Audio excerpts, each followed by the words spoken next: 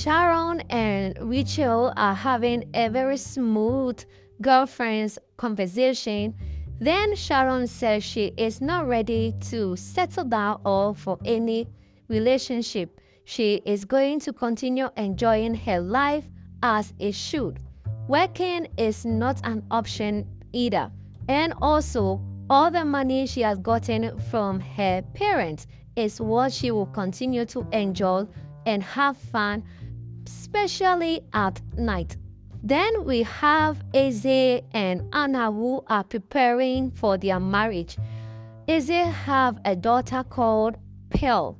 Pearl has been a thorn in the flesh of Anna, and she does not want her father Eze to get married to another woman called Anna. Anna have seen all the signs that this little girl does not want her in the family. So she has alerted her fiancé in regarding his daughter and how she has been treating her. Eze sat Pearl down and asked her to forgive him if he has ever done anything wrong to her, and asked her that he is ready to settle down since she doesn't want to go back to her mother's place. Pearl said, "I do not know my mother. Why do you think I care about her? It is you.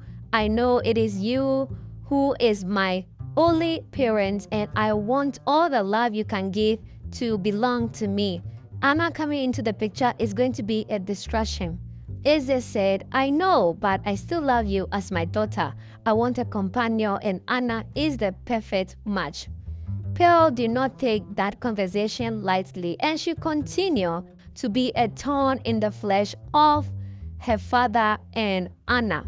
One day, Eze and Anna decided to drag Pearl and put her in a bag and transported her to her mother's place.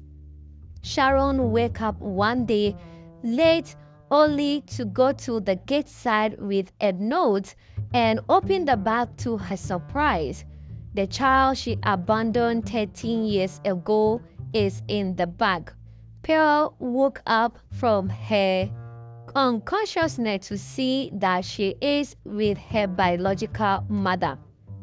Sharon was stunned and could not say a word to her daughter.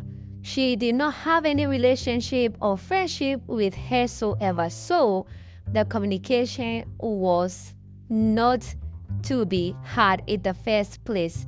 Pearl looking at her mom in a very disturbing manner and said, "You are my mother."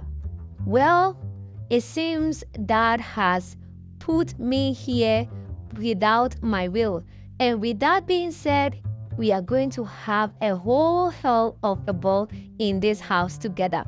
Sharon was shocked to see how smart, brilliant, and blunt her daughter she abandoned years ago is. Next day, Sharon planned to go out. She went out, came back the next day.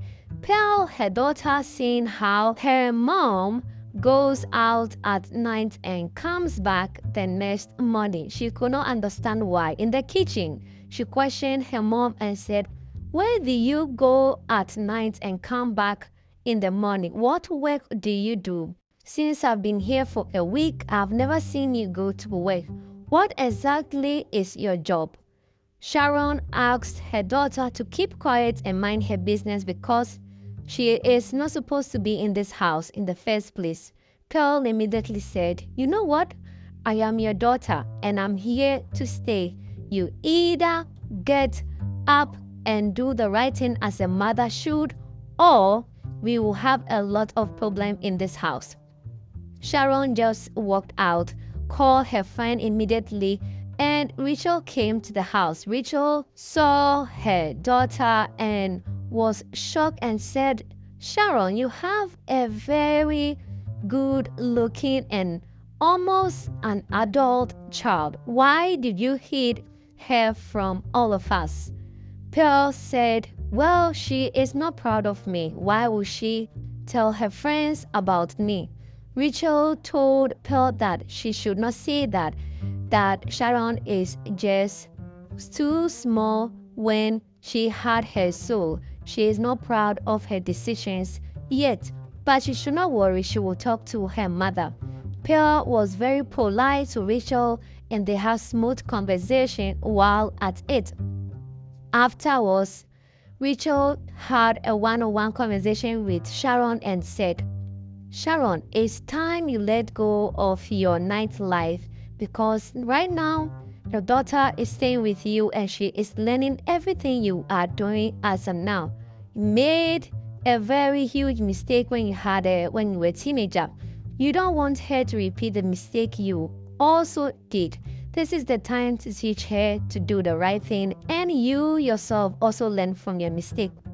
Sharon saw the sense in what Rachel said and said she would think about it. Weeks later, Sharon started resourcing out for job opportunity. Luckily, she got one, and unfortunately, the boss who employed her was one of those men she had a one-night stand with.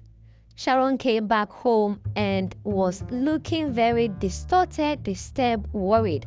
Her daughter Pearl asked her what was wrong. Sharon told Pearl that her boss is one man she has been crushing on and met him once.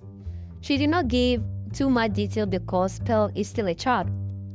Pearl said, well, since I'm a Gen Z, I'm going to help you get his attention. Sharon said, why will you help me? You hate me. Pearl said, well, you are still my mother. I might hate you, but I still love you.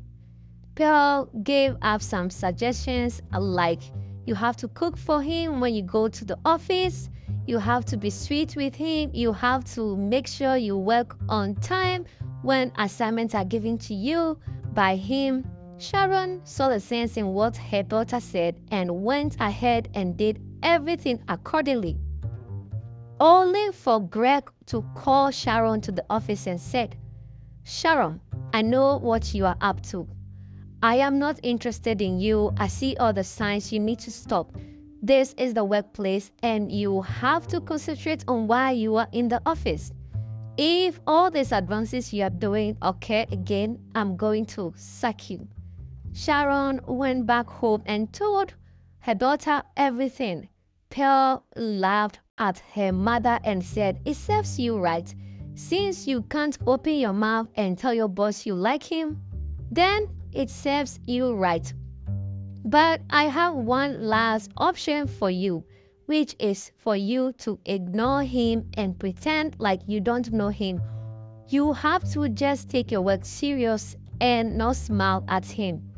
Think this will be one of the best decisions you have to do to take and have his attention. Sharon took that advice from her daughter seriously, went to work and started working on that advice. Greg, who is her boss, noticed the change in attitude and said, what exactly is wrong with this girl? She has changed all of a sudden. Then, after several weeks of how Sharon has avoided any casual conversation with Greg finally had to approach Sharon and wanted to give her a lift. Sharon declined and said, I do not need your help. I know my way out to my house. Greg, realizing that Sharon is not taking the suspension and also the aggressiveness from him lightly, decided to tone his down. A week later, Greg called Sharon in the office and said, yes, I remember you. I know you. I have feelings for you, but I'm suppressing it as well because of what happened or what we had. Also, because I knew you were not a girlfriend material at the time.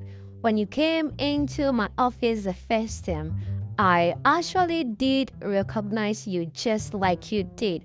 I was suppressing my feelings.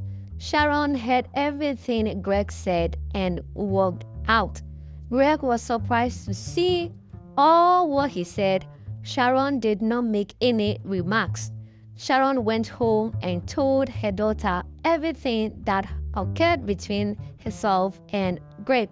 Pearl said, well, this is the time you have to show him that you also do care. There is no need for you to be playing hard to get.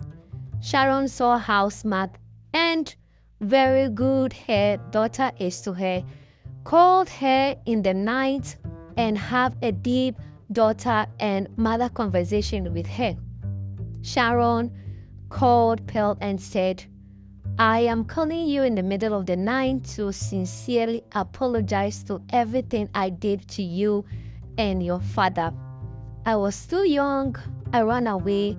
I did not have the courage to confront you. I did not have the courage to hold on to the love a mother should have for her daughter. I am very sorry for everything I did to you.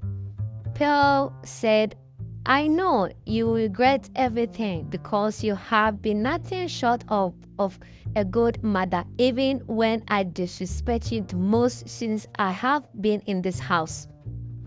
Sharon said, I deserve all the hatred and all those treatments you give to me. I am very, very sorry, and I am going to be the mother that she never had all these years.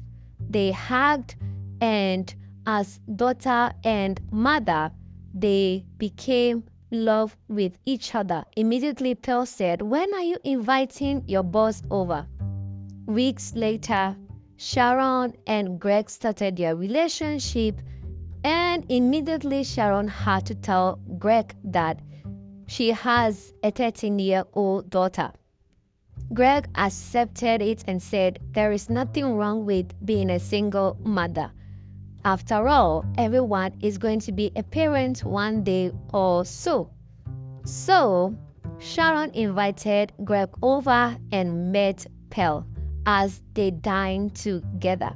Thanks for watching this recap. This channel brings you the best Nollywood movies. We save you time and money. Don't forget to subscribe and like our videos for more movie recap.